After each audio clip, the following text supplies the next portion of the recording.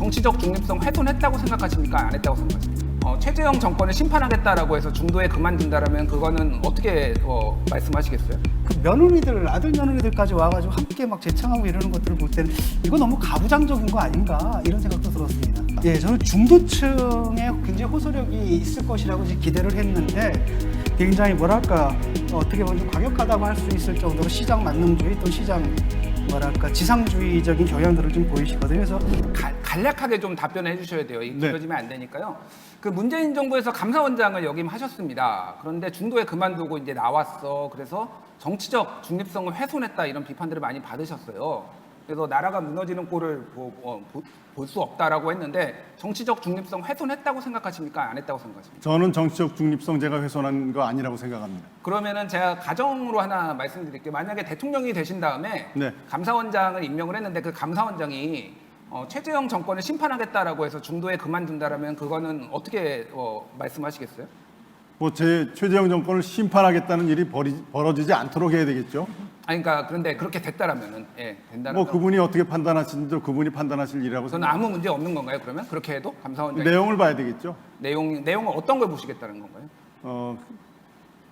재직 중에 예. 재직 중에 과연 그 정치적 중립성이나 독립성을 훼손할 만한 그러한 의심이 가는 감사를 했는지 여부 그것이 가장 중요하다고 생각합니다. 그럼 그 탈원전 감사라든지 이런 것들이 전혀 정치적 중립성을 훼손하지 않았다라고 지금 말씀하시는 네, 전 그 부분에 대해서는 뭐 자신 있게 말씀드릴 수 있습니다. 네, 알겠습니다. 예. 김종문 이게 제가 좀 흑역사를 좀 발굴을 해봤는데 잘 안 캐져요.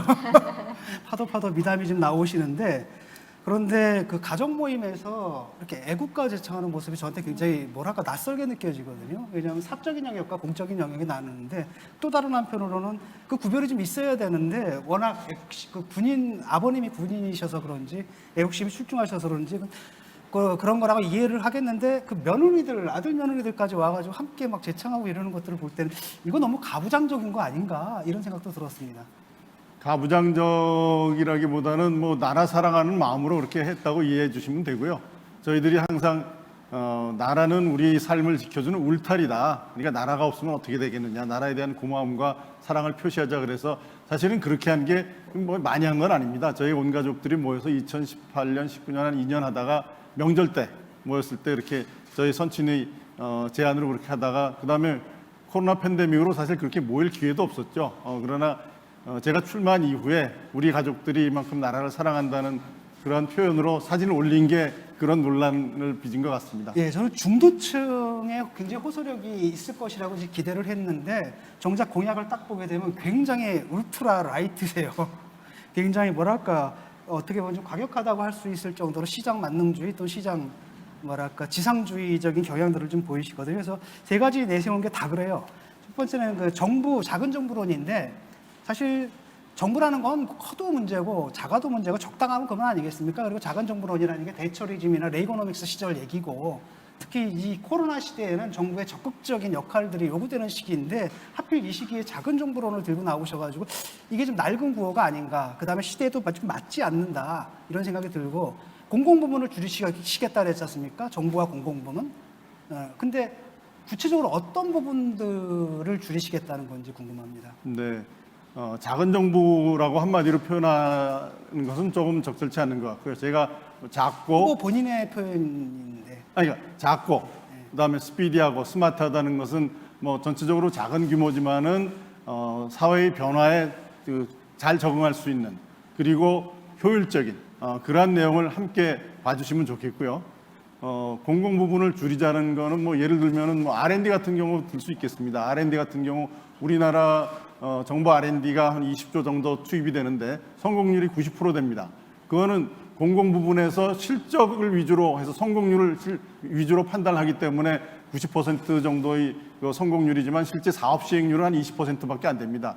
이거는 공공에서 하는 그러한 R&D이기 때문에 그런 문제가 생기는 것이고요. 이런 그 R&D의 사업자 선정이나 또는 감독 이런 업무를 전문가 그룹에게 맡긴다면은 그 전문가 그룹이 보다 더 창의적이고 도전적인 R&D를 개발하고 그에 대해서 평가를 해가지고 그걸 규모를 줄이는 게 아니라 효율화하는 거지 않습니까? 그리고 또 R&D라는 게 지금 4차 산업혁명 시대를 맞아 굉장히 중요한 부분인데 네. 그 부분을 예산을 깎겠다 이런 건 제가 예산을 생각하는 게 깎겠다는 게 아니고요. 그걸 공공 부분을 이양하겠다고 지금 뭐 물어보신 것 민간에다가. 같아서 민간에 이양하는 부분을 말씀드린 겁니다. 후보께서 대통령이 되시면 100일 동안 모든 규제에 모라토리움을 선언하겠다 이렇게 하셨는데 모라토리움이라는 것이 이제 일단 펜딩으로 해서 다 규제를 풀어주겠다 100일 동안은 이런 뜻입니까? 새로운 규제를 만들지 않고 기존 네. 규제를 강화하지 않겠다는 것이고요. 네. 그 기간 동안에 기존의 그 반시장적인 규제들에 대해서는 한번 전체적으로 재검토해서 개선할 건 개선하고 폐지할 건 폐지하겠다는 뜻으로 말씀드린 겁니다. 근데 대통령이 되셔서 그거를 100일 동안 모라토리움을 선언해서 더 이상 규제는 하지 않되 현재 상황을 유지하겠다 이런 말씀이시잖아요. 그 혼란이 많을 것 같은데요. 그런 예상은 안 하셨습니까? 정책을 다듬어서 대통령에 딱 취임을 하면 그거를 시행을 하는 것이지 그 모라토리움을 100일 동안이나 이게 석 달이 넘는 기간인데 그게 혼란을 가중시키지 않을까요? 취임할 때까지 일단 유지됐던 상황을 네. 그대로 더 이상 새로운 규제를 만들지 않고 기존에 있는 규제들을 재검토하겠다는 겁니다. 그러니까요. 그게 취임 초기에 옛날에는 1년이 한의문 시대라 그랬는데 요즘은 6개월도 채 안 가거든요. 그런데 그 중에 반 이상을 그냥 펜딩 상태로 두겠다 하는 거는 굉장히 좀 위험하지 않을까 하는 생각이 좀 들고요. 그다음에 두 번째로 9.19 군사 합의를 재검토하겠다 그러셨어요.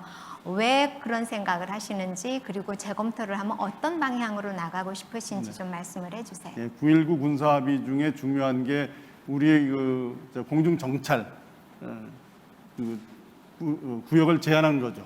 20km 또는 동부전선 40km를 제한했는데 군사적인 신뢰는 사실은 적대적인 관계에 있어서 서로의 군사적인 움직임을 정찰함으로써 투명성을 서로 확보할 때 군사적인 대립 관계에 대해서 신뢰 관계를 서로 확인할 수 있는 겁니다. 그런데 우리나라의 경우에 정찰 자산을 우리의 정찰 능력을 제한한다 그러면은 상대방이 어떻게 움직이는지 알 수가 없는 그런 상황이 된다면은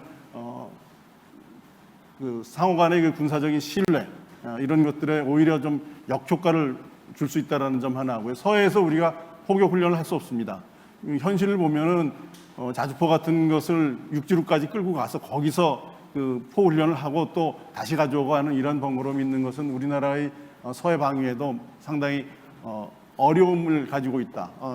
어려움을 초래한다. 이런 뜻에서 9.19 합의는 우리의 안보에 도움이 되지 않는 것이기 때문에 재조정해야 되겠다는 생각입니다. 얘기를 조금 전으로 저는- 돌려가지고요. 예. 잠깐만요. 예. 규제 모라토리움 말씀하셨잖아요. 아까 그 부분으로 돌아가가지고 저는 자꾸 이렇게 말씀하시는데 이게 일종의 무슨 레파토리 같아요. 그러니까 구체적으로 진짜 문제가 되는 규제, 지금 경제 성장을 가로막고 투자를 방해하는 그런 규제의 대표적인 예를 한 두세 개만 좀 들어주시겠습니까? 어떤 규제가 있습니까? 구체적으로? 부동산 규제 대표적인 게 많죠. 대출 규제도 있고 부동산 임대차 3법 같은 규제도 있고요. 그 다음에 산업의 영역에서는 예, 산업의 영역에서는 노동시장에 그런 규제들이 많이 있습니다. 노동시장에 일률적인 최저임금 그것도 상당히 좀 저는 유연화해야 된다는 생각이고 노동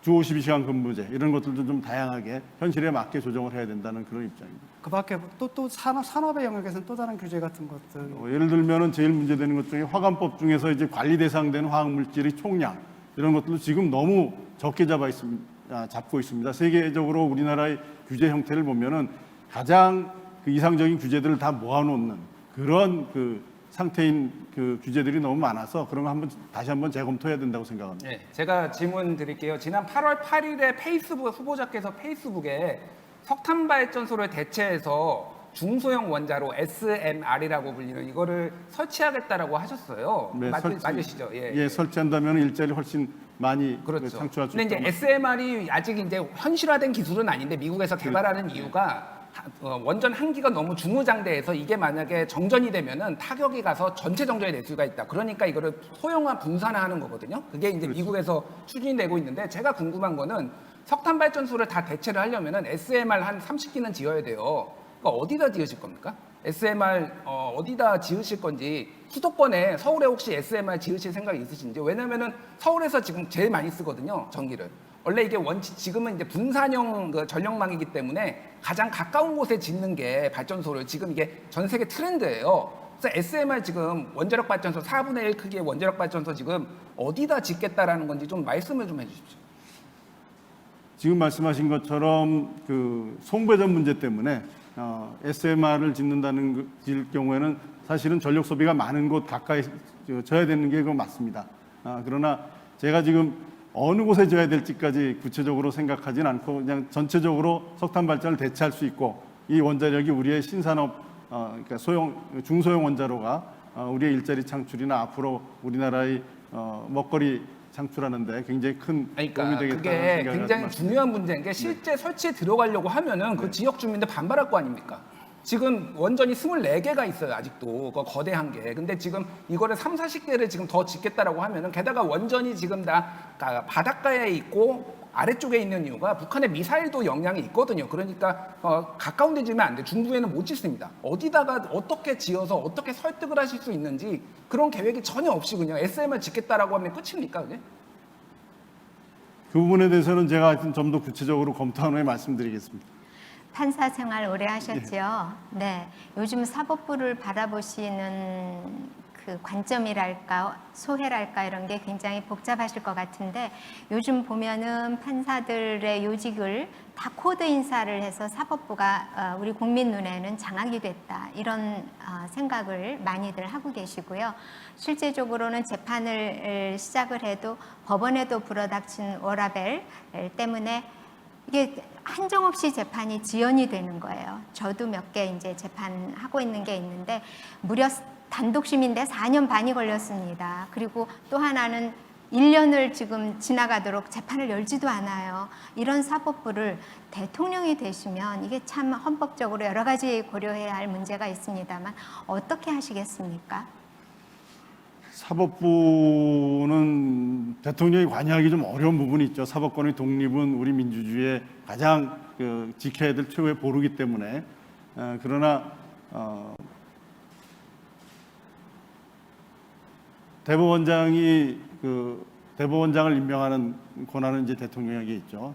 대법원장 정말 이 사법부를 독립해서 국민들이 신뢰를 받는 사법부를 만들 수 있는 그런 대법원장을 임명하고 또 대법관 임명할 때도 그런 것들을 고려하겠습니다. 그리고 사법행정이나 이런 부분에 대해서는 뭐 대통령이 관여할 분야가 아니기 때문에 지금 말씀하신 그런 것들은 법관들이 스스로 법관으로의 사명을 가지고 해결해야 될 부분이라고 생각합니다. 감사원이요. 우리 헌법으로도 그렇고 감사원법에도 보면은 회계 감사만 하는 게 아니라 직무 감찰도 할 수 있도록 되어 있지요. 네. 근데 2019년에 북한 주민 2명이 눈을 가려서 판문점에서 북송되는 사건이 있었습니다. 그때 감사원장으로 계셨죠. 그 직무 감찰 안 하셨습니까? 네, 그 부분을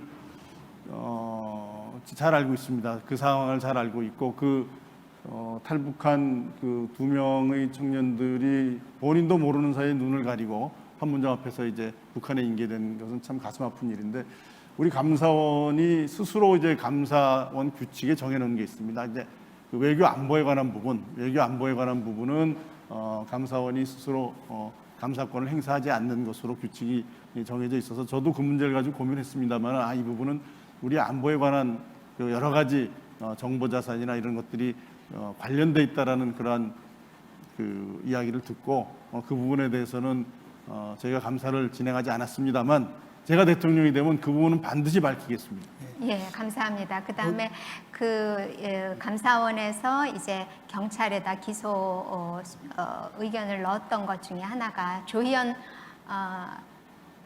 교육감에 대해서 이거 수사해라라고 했는데 그게 공수처 1호 사건이 됐습니다. 네. 그리고 거기에서 기소 의견을 달았고 감사원 감사원에서 발표한 것보다 더 늘어났어요. 그 한모 씨라고 하는 비서실장도 같이 기소하라 그랬는데 네. 말하자면 감사원에서 한 것보다 이제 하나 더 늘어난 거죠. 그런 것을 보면서 공수처의 역할에 대해서 또 조희연 교육감 사건을 감사원이 조금 부족하게 감사한 건 아닌가 하는 그런 생각은 안 하세요?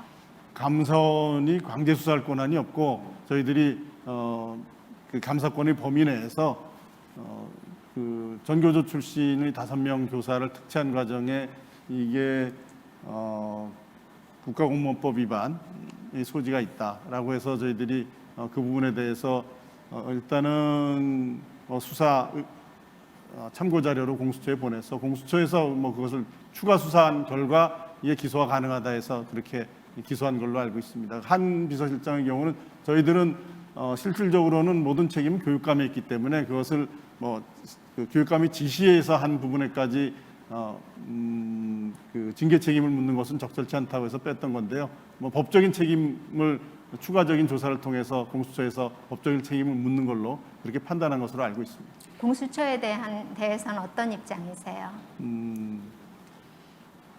원래 주어진 기능대로 제대로 한다면은 뭐 기왕에 만들어진 기구이기 때문에 나름대로 역할을 할 수 있을 것이라고 생각합니다. 네. 그 금강천 네. 네. 그 질문을 계속 끝없이 하셔가지고 그러니까 질문을 하나 하고 좀 네, 네, 끝나면 좀 오케이. 끊었으면 좋겠거든요.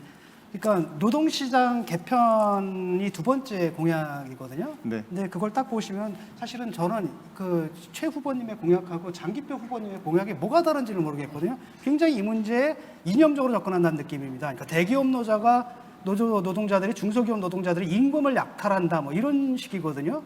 그래서 근데 실제로 아까도 말씀드렸듯이 그것이 사실 대기업이 중소기업의 단가를 후려치는 방식으로 그 이익을 착취하고 그것을 상층부 노동자들을 매수하는 방식이란 말이죠. 그래서 주요한 책임은 대기업에 있는데 그걸 민주노총 사람들한테 전가한다는 측면이고 그다음 더 이제 황당한 게 그 다음으로 대안으로 나온 게 뭐냐면은 시간제, 기간제, 그다음에 파견 근로를 확대한다.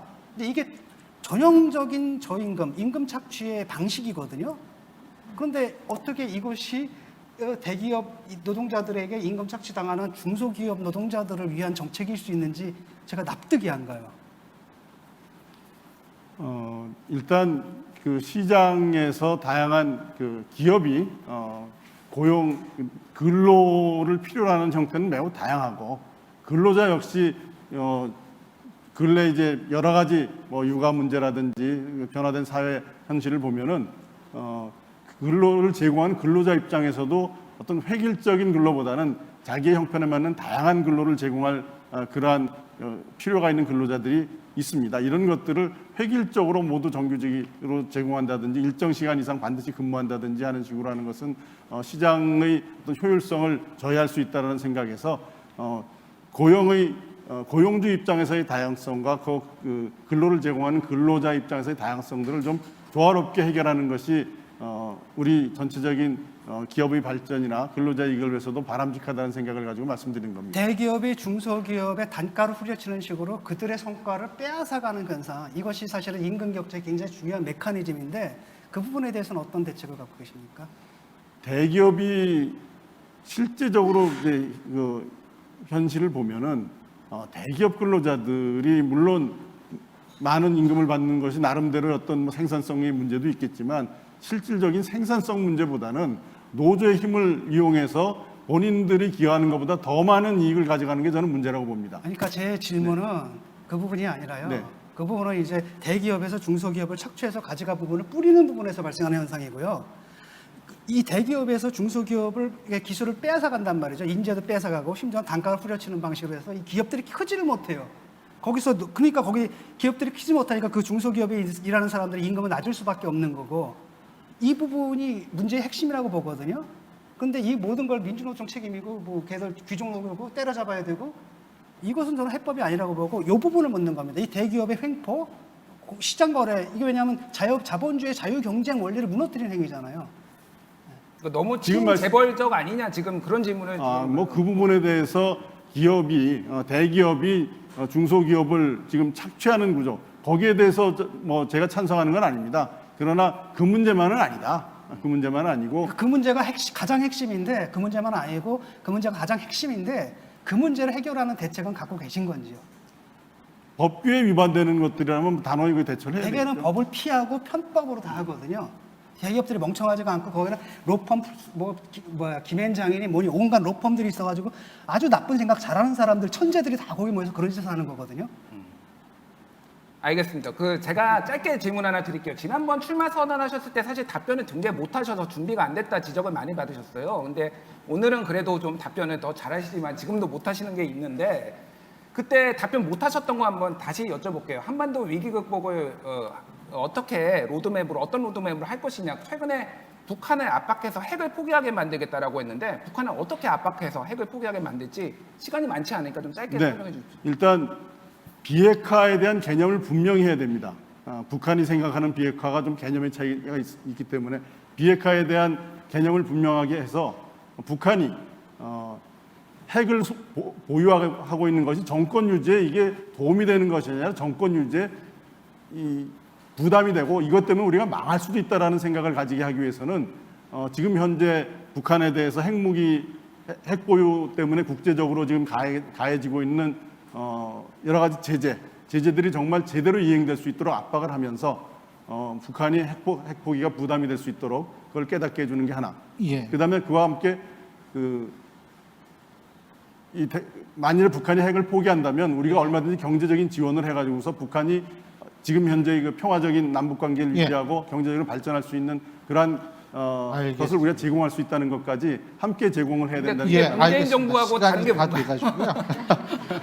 문재인 지금 정부랑 우리 시청자 여러분께서 질문한 내용 중에 한두 개를 제가 여쭤볼 텐데요.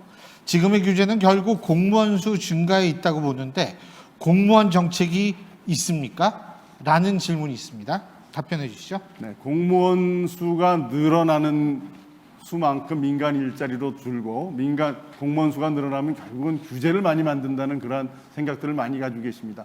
공무원 수를 신분이 보장된 공무원 수를 갑자기 줄 수는 없겠죠. 새로운 공무원들의 신규 채용 수를 좀 단계적으로 줄여가면서 공무원 수를 조정하고 또 현재 그 공무원들의 업무 부담의 균형이 많이 맞지 않는 부분들이 많습니다. 어디는 뭐 놀고 어디는 업무를 너무 부담이 많고 이런 것들을 조정하면서 정부가 효율적으로 정말 국민들에게 최선의 서비스를 제공하는 그러한 행정부의 기능을 할 수 있도록 만들어 나가겠습니다. 예, 고맙습니다. 시간이 4초 남았는데요. 어쨌든 여기에서 질문하기 힘들고 오늘 수고 많이 하셨습니다. 22분은 딱 지켜야 되기 때문에. 네, 감사합니다. 예, 오늘 수고 많이 하셨어요. 고맙습니다. 네, 감사합니다. 네.